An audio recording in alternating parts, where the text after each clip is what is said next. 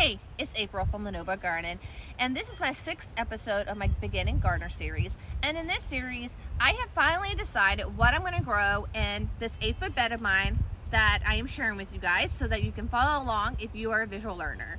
And the things I have decided to grow are romaine, different types of lettuces, kale, radish, cucumbers, green beans, tomatoes, zucchini, squash, and peppers. And I'm going to go over square foot gardening with you guys quickly. It is an amazing tool to use if you have a small space. However, as a beginner gardener, I do not suggest it just because it takes a lot of attention, and depending on what type of soil you're using, it may require more applications of fertilizer and more watering. It's just more attention. However, a few things that I have mentioned, I do want to grow square foot gardening with you, and that's why I'm bringing up square foot gardening. And that are your smaller plants. Radishes do really well in that system, along with lettuces, romaines, and kales. I think that they are, if you're going to somewhat attempt some square foot gardening, those are the beginner ones that I would suggest. And I will be planting them that way in this bed to share with you guys. The other things that I'll be planting, I am not going to use the square foot method with the rest of the plants. Instead, I'm going to use the growing space that I use in my other beds that have worked really great for me, and would suggest for tomatoes and zucchini and squash is 18 inches apart.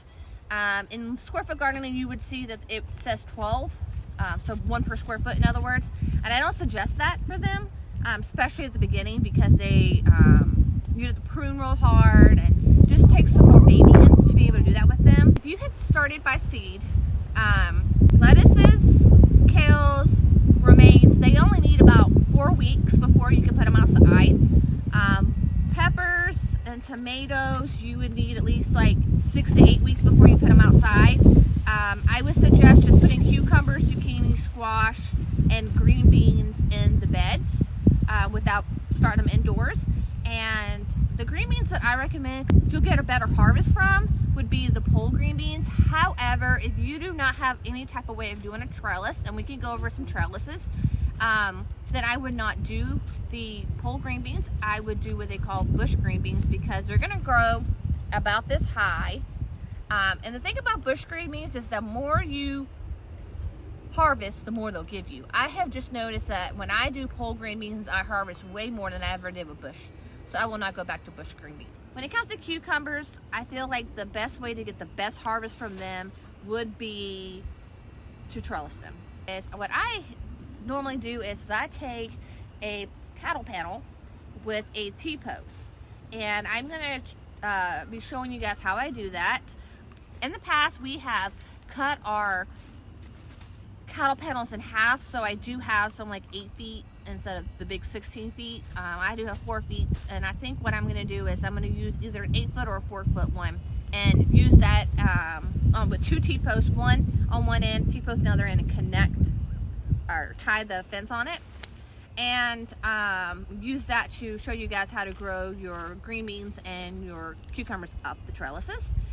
In the past, I have gotten one of those bigger tomato cages and let the cucumbers kind of go around like that on them. That's another suggestion. You can also take like a wooden panels. I've done that before. You put them T-post, and when I tie out things on T-post, I just use zip ties. Another suggestion that I have that you could use is I'm sorry to keep referring to cattle panels, but they have just been like my best friend. If you cannot get your hands on cattle panels because they are big, you don't have room for them, any type of fencing will work. You just got T-posts are going to be your best friend on actually putting it in the ground, or wooden stakes would work as well. You just got to think about the strong, sturdy stuff to keep from blowing away or tumbling over when you have a fence on it and crops as they get heavy. I do like to grow my tomatoes that way too. However, for this purposes of teaching you guys, I'm going to put them on my bigger tomato cages. Tomato cages come in different sizes. You can get them at Lowe's, you can get them at Walmart, you can get them at any plant store, anything like that. So let me walk around my yard really quick. I'm going to gather a couple things to show you. hope you guys can see this. It's a little bright outside, but this right here is the typical tomato cage that you're gonna find, the cheapest tomato cage you're gonna find. So what I have actually done with those in the past, because I did try to grow them with tomatoes, and I don't like them for that. The tomato plants actually get bigger than that cage and tumble it over. It doesn't work out. So what I actually do with those is I use them for peppers, because peppers get taller than what you would think peppers do. The next thing I'm going to show you is the actual tomato cages that I do use for my tomatoes in this case of teaching. So this green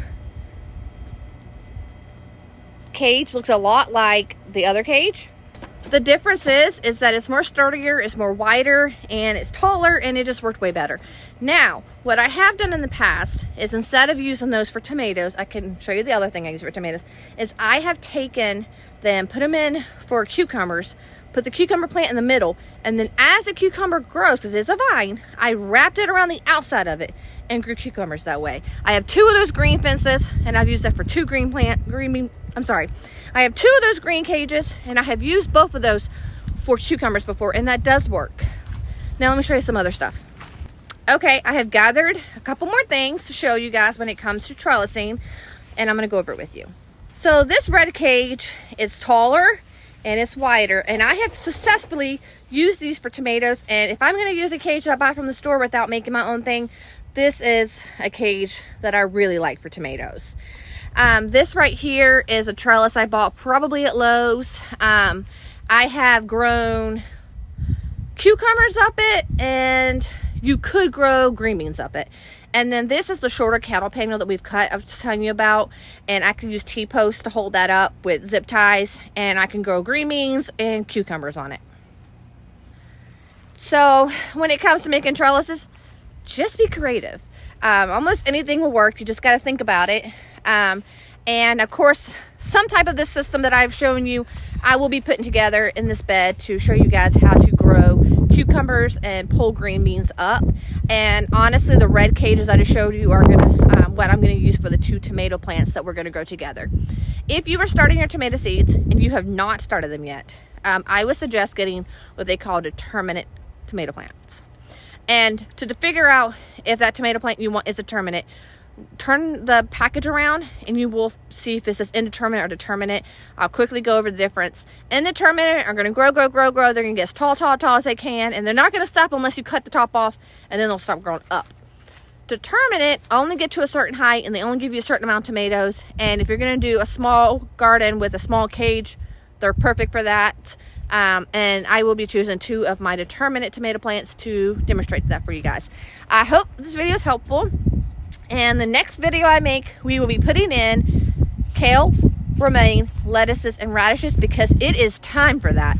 If you have not started any of that by seed and you're like, oh, that's a great idea, I want to try it, do not worry. All of those can be put direct sown into the garden. So if you've not gotten those yet and you want to, go ahead and pick them up. Radishes, you never start indoors. Radishes are always a direct sow, so don't try to start those now. But if it's time for you to put this stuff out, grab you some seeds, and in the next few days or so, I will be planting that with you guys. Or you can always buy plant starts at a local nursery, Lowe's, Home Depot, Walmart. All that kind of stuff is kind of out now. I look forward to growing this bed with you guys, and I thank you guys for watching.